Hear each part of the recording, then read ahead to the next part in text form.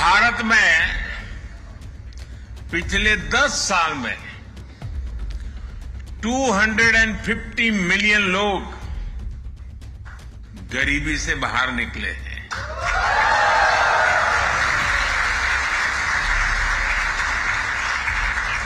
और 250 मिलियन मतलब ये संख्या फ्रांस, जर्मनी और यूके की टोटल पॉपुलेशन से भी ज्यादा है। 10 साल में गरीबों के लिए 40 मिलियन पक्के घर बनाए हैं और हम 30 मिलियन और घर बनाने वाले हैं। फाइनेंशियल इंक्लूजन को तो हम नेक्स्ट लेवल पर ले गए हैं। 10 साल में भारत में 500 मिलियन जनधन बैंक अकाउंट्स खुलवाए हैं। नमस्कार, मैं हूं संजीव श्रीवास्तव। आप देख रहे हैं 4PM न्यूज नेटवर्क। आपने ये बैक टू बैक प्रधानमंत्री नरेंद्र मोदी जी के भाषणों की क्लिप्स देखी। इसे देखकर आप जरूर ये सोच रहे होंगे कि ये आखिर क्या माजरा क्या है। कोई विज्ञापन नहीं है, चुनावी विज्ञापन नहीं है।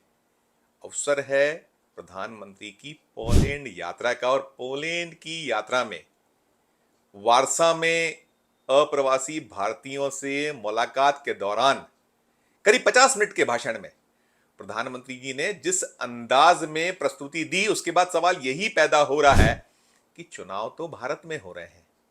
भारत के 2 राज्य हैं, एक जम्मू कश्मीर और दूसरा हरियाणा, जहां चुनावी बिगुल फुका हुआ है और वहां विपक्ष जमावट में लगा हुआ है। और विपक्ष जमावट कर रहा है, अपने पत्ते चल रहा है, खेल रहा है।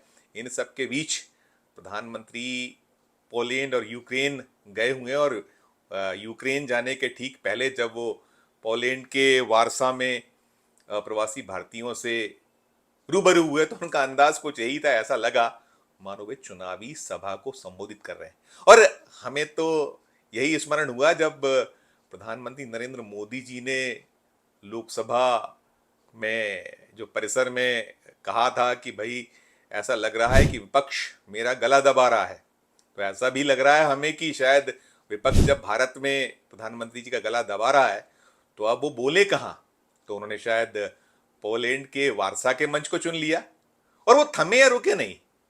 जैसा मैंने बताया कि लगभग 50 मिनट के लंबे भाषण में उन्होंने जितनी चीजें उठाई, जितनी चीजें बताई, बार बार ऐसा लगा कि वे कोई हरियाणा या जम्मू कश्मीर की कोई चुनावी सभा को संबोधित कर रहे हैं। और यह भी प्रतीत हुआ कि कहीं ऐसा तो नहीं कि जो मोदी जी के भाषण लिखने वाले हैं, उनका स्टाफ है, वो गलत भाषण का जो कागज या स्क्रिप्ट है वो मोदी जी को थमा बैठा। और मोदी जी ने भी आनन फानन में सब कुछ पढ़ दिया, सब कुछ वहां यशोगान कर दिया अपने 10 साल के कार्यकाल का।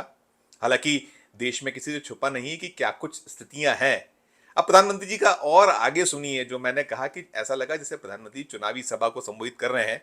वो हेल्थ इंश्योरेंस के क्षेत्र में उनकी सरकार ने भारत में क्या कुछ किया है वो बता गए। फिर उन्होंने ब्रॉडबैंड 5G 6G को लेकर जो कथित प्रयास हो रहे हैं, 5G और 6G की हालत क्या है। अभी तो 6G आना है।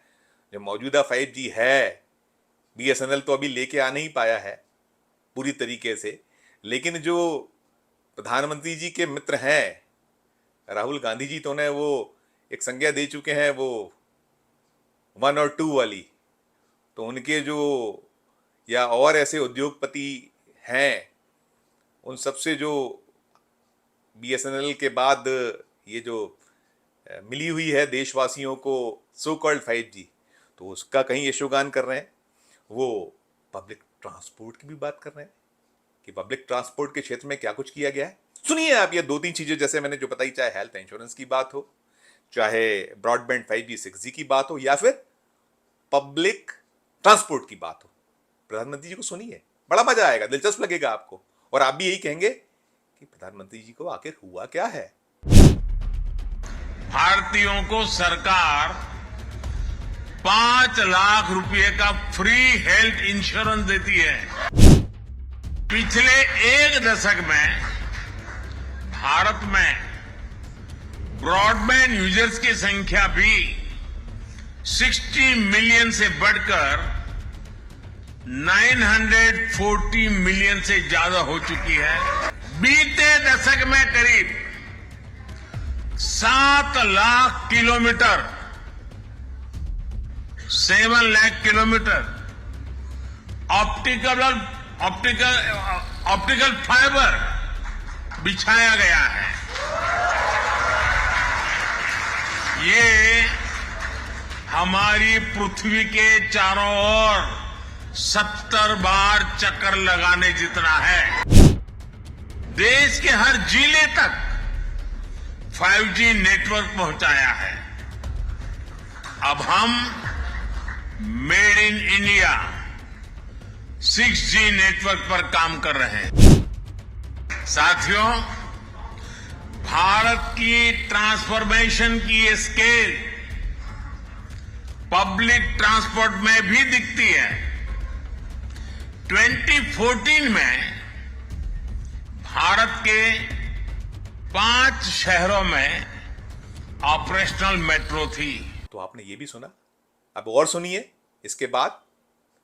भारत में मेडिकल की जो सीटें हैं, 300 से ज़्यादा नए मेडिकल कॉलेज, और बाकी और क्या कह रहे हैं इस क्षेत्र को लेकर, जबकि भारत में स्वास्थ्य सेवाओं के भी हाल बेहाल हैं और उसकी गूंज बार बार होती है। तो इस क्षेत्र को लेकर वो क्या कह रहे हैं, इसे सुनिए। मैं आपको हेल्थ सेक्टर का एक उदाहरण दूंगा। पिछले 10 सालों में हमने भारत में 300 से ज्यादा नए मेडिकल कॉलेज बनाए। पिछले 10 साल में भारत में मेडिकल सीट्स बढ़कर अब 2 गुनी हो चुकी है। 10 साल में डबल। इन 10 सालों में हमने अपने मेडिकल सिस्टम में 75,000 नई सीटें जोड़ी है। अब आने वाले 5 सालों में हम मेडिकल की 75,000 नई सीटें और जोड़ने का लक्ष्य लेकर चल रहे हैं। अब आपने ये भी सुन लिया कि साहिब क्या कुछ बतलाया, समझा रहे हैं। और जो मैंने आपसे कहा कि वो जब माइक और मंच संभालते हैं तो भूल जाते हैं। और जो लोकसभा का 2024 का इलेक्शन था, उस इलेक्शन की धांधलियों की गूंज भी बहुत हुई, जमकर आरोप लगे, जमकर कटघरे में खड़ा किया गया चुनाव आयोग को। लेकिन मोदी जी चुनाव आयोग की तारीफ करने से भी नहीं चूके। संकेत के साथ उन्होंने राजीव कुमार जी की बिना नाम लिए चुनाव आयोग की तारीफ कर दी। ये भी सुनिए। भारत के इन चुनावों में हजारों पॉलिटिकल पार्टी ने हिस्सा लिया। करीब 8,000 कैंडिडेट्स मैदान में थे। 5 मिलियन से ज्यादा वोटिंग मशीन्स, 1 मिलियन से ज्यादा पोलिंग स्टेशंस, 15 मिलियन से ज्यादा कर्मचारी। इस स्केल का मैनेजमेंट, इतनी एफिशिएंसी और चुनाव पर इस लेवल का ट्रस्ट, ये भारत की बहुत बड़ी ताकत है। अब ये चुनाव आयोग को सुना आपने। अब इससे ज्यादा जो एक हैरत की बात क्या हो सकती, किसी देश के प्रधानमंत्री दूसरे देश में जाते हैं, वो यदि राहुल गांधी या कोई देश के दूसरे नेता कुछ बोल जाएं किसी दूसरे मुल्क में, तो बहुत बवाल काटा जाता है भारतीय जनता पार्टी की ओर से। और उसके जो ट्रोल आर्मी है 2-2 रुपए वाली, बहुत बवाल काटती है, बहुत ब्लेम करती है कि राष्ट्रद्रोह की श्रेणी में आते हैं ऐसी बातें, और कहीं ना कहीं देश को बदनाम करने की साजिश रची जाती है। तमाम बातें होती हैं। लेकिन प्रधानमंत्री जी क्या कह रहे हैं कि 2014 के पहले जो भारत की नीति थी समान दूरी बनाने की, उसे हमने खत्म कर दिया है। सुनिए इसे भी आप। भारत की नीति थी कि सारे देशों से समान दूरी बनाए रखो।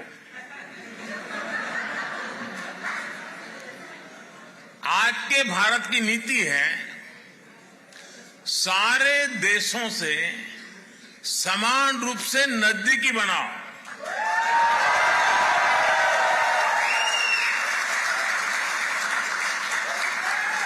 आज का भारत सबसे जुड़ना चाहता है। आज का भारत सबके विकास की बात करता है। आज का भारत सबके साथ है, सबके हित की सोचता है। ये भी आपने सुन लिया। वही मैं कह रहा हूं कि आखिर साहेब को हुआ क्या है, प्रधानमंत्री जी को आखिर हुआ क्या है, और जो उनकी एक शैली होती है कि चुनावी मोड में आ जाते हैं। अब भारत में तो दाल गल नहीं पा रही। लोकसभा चुनाव 2024 के जो नतीजे आए हैं, चुनाव के पहले कहा जा रहा था 370 बीजेपी अपनी दम पर या इसके पार, एनडीए 400 पार, और गाड़ी आ टिकी 240 पर। 240 के बाद भी जो स्थितियां हैं उनके अपने दल में, वहां से भी आवाजें उठ रही हैं। ब्रांड मोदी बिल्कुल धुमिल पड़ा हुआ है, उसकी हालत पतली है, और विपक्ष ने, राहुल गांधी ने जबरदस्त निशाने पे लिया हुआ है प्रधानमंत्री नरेंद्र मोदी, भारतीय जनता पार्टी, राष्ट्रीय स्वयंसेवक संघ, या उसके और भी जो अनुषांगिक संगठन हैं, या जो एनडीए है, उन धड़ों को भी बार बार निशाने पे ले रहे हैं राहुल गांधी। तो कहीं ना कहीं जो वो भी है, वो सब भी बेचैन किए हुए साहब को। और आलम यह है कि जब वो पोलैंड में भाषण दे रहे थे, तो जो मैंने कहा कि चुनावी जो उनका मोड होता है भीड़ को देखकर, और ब्लेम तो ये भी होता है कि जब विदेश जाते हैं तो वहां भी सब कुछ मैनेज होता है, करोड़ों रुपए अरबों रुपए बाहर जाते हैं, और वो मोदी मोदी करने वाले, चिल्लाने वाले जो उस भीड़ में शामिल होते हैं। तो वहां भी ये दिखलाई पड़ा कि साहब का जो टेलीप्रॉम्प्टर है शायद वो धोखा दे गया, या फिर वही चुनावी वाला मोड। तो भारत को वो भाजपा कह गए। सुनिए उसको भी आप, मजा आएगा आपको। मैंने ये जो उनका पूरा का पूरा भाषण 50 मिनट का रहा था, उसके जो बहुत इंपॉर्टेंट कंटेंट्स या जो अंश थे, उसको आप ही लोगों के लिए निकाला है, आप ही लोगों को सुनाने के लिए कि हमारे प्रधानमंत्री जी राहुल गांधी फोबिया, या जो विपक्ष के निरंतर प्रहार हो रहे हैं, राजनीतिक प्रहार, उसके बाद कितना बेपटरी हैं। भाजपा का विजन, भारत का विजन ग्लोबल है। भारत का विजन ग्लोबल है। भारत का कल्चर ग्लोबल है। केयर और कंपैशन ग्लोबल है। और अपने हाथों अपनी पीठ थपथपाने की तो उनकी सदा सदा से आदत रही है। तो प्रधानमंत्री जी ने वहां भी अपनी पीठ अपने हाथों कैसे थपथपाई, इसे भी सुन लीजिए आप। और मीडिया में बताया जा रहा है कि 45 साल बाद भारत का कोई प्रधानमंत्री पोलैंड आया है।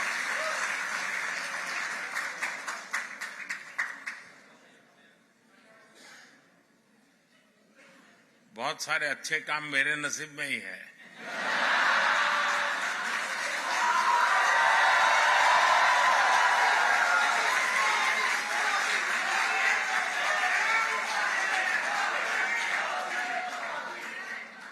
कुछ महीने ही पहले मैं ऑस्ट्रिया गया था। वहां भी 4 दशक बाद भारत का कोई प्रधानमंत्री वहां पहुंचा था।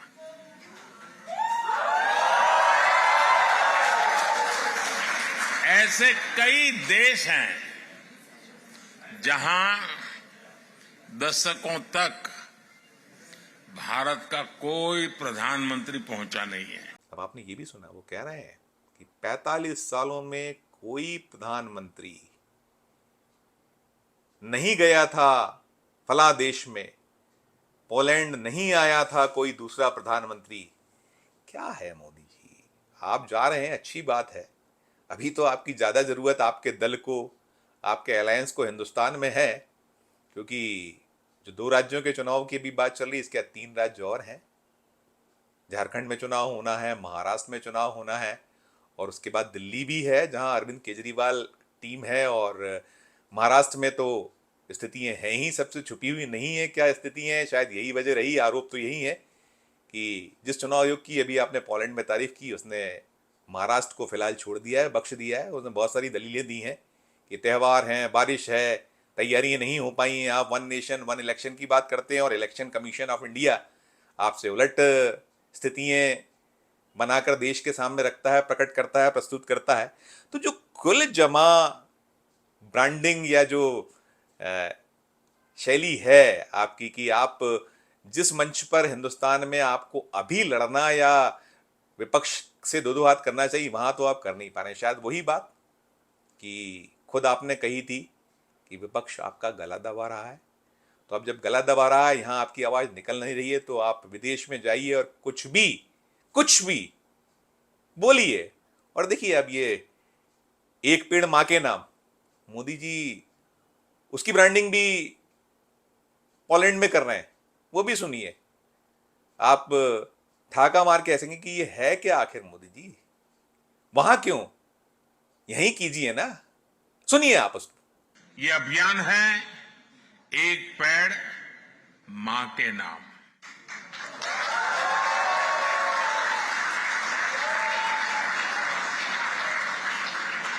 करोड़ों भारतवासी आज अपनी जन्मदाता मां के नाम पर पेड़ लगा रहे हैं और इससे धरती मां की भी रक्षा हो रही है। तो कुल जमा ये पूरा का पूरा जो एक दृश्य है, ये पोलैंड के वारसा से निकला हुआ है, जहां प्रधानमंत्री जी ने मंच संभाला, माइक संभाला और भीड़ दिखी। तो जो उनके बहुत लंबे वक्त से 2024 के पहले ही आपने मोदी जी को दहाड़ मारते सुना था, वो 56 इंच का सीना, एक अकेला सब पर भारी। लेकिन अब एक अकेला बेचारा टाइप का हो गया है, उस पर राहुल गांधी बहुत बहुत बहुत भारी हो गए। विपक्ष के नए नए जो सांसद हैं या जो नेता हैं, उन्होंने बहुत पीछे छोड़ दिया है और अब कुछ सूझबूझ पड़ नहीं रही है, कुछ रास्ता मिल नहीं रहा है। तो फिलहाल वक्त तो काटना ही काटना है। अभी बैसाखियां लड़खड़ाने के बाद कंधों के नीचे हैं, तो जब तक चल सकता है तब तक लुत्फ लीजिए। और जितने विदेश के दौरे और बचे हैं, जहां जहां नहीं गया है कोई प्रधानमंत्री भारत का, वहां भी वो है ये मोदी जी। लेकिन ये मंच पर जब आप पहुंचे, माइक संभालें, तो ऐसी बातें कतई ना करें जिससे कहीं हमारे प्रधानमंत्री जी, उनका उपहास हो या उनको कटघरे में खड़ा किया जाए, ये हमें भी अच्छा नहीं लगता। आप भारत के प्रधानमंत्री हैं और भारत का प्रधानमंत्री हमारा भी प्रधानमंत्री है ही। तो जब ऐसा होता है तो दर्द तो होता ही होता है, लेकिन साथ साथ जब आप कुछ इस तरीके से कर जाते हैं तो वो खबरें दिखाने या उसे बताने जो हमारे दर्शक वर्ग हैं, पहुंचाने से हम अपने मोह को त्याग नहीं पाते हैं, पहुंचाते हैं। यदि कहीं कुछ आपको अच्छा ना लगा हो तो उसके लिए हम जरूर क्षमा मांग लेंगे। लेकिन हम आपसे अनुरोध यही करेंगे कि जब आप दूसरे देश में हो, विदेश में हो, तो जरूर जो आप बार बार कहते हैं कि भारत की अस्मिता, उसकी रक्षा सबको करना चाहिए, तो आप भी ये जो इस पर ध्यान जरूर दीजिए। क्योंकि ये पर उपदेश कुशल बहु तेरे वाले हालात हो जाते हैं जब कुछ गलत निकलता है, कुछ ऐसा प्रतीत होता है कि आप बेपटरी हो रहे हैं, तो ऐसा ना कीजिएगा आइंदा से। इस वीडियो में फिलहाल इतना ही। हम पे किसी नए विषय, किसी नए वीडियो के साथ आपके समक्ष उपस्थित होंगे। हमारा अनुरोध कि हमारे चैनल को लाइक कीजिए, सब्सक्राइब कीजिए और यदि ज्वाइन का बटन नहीं दबाए तो ज्वाइन का बटन जरूर दबाइए। हमारे इस वीडियो के डिस्क्रिप्शन बॉक्स में जाके ये जरूर बताइए कि जो मोदी जी बेपटरी हो रहे हैं, इसे लेकर आपका क्या कहना है। प्यार और स्नेह बनाए रखिए। धन्यवाद, नमस्कार।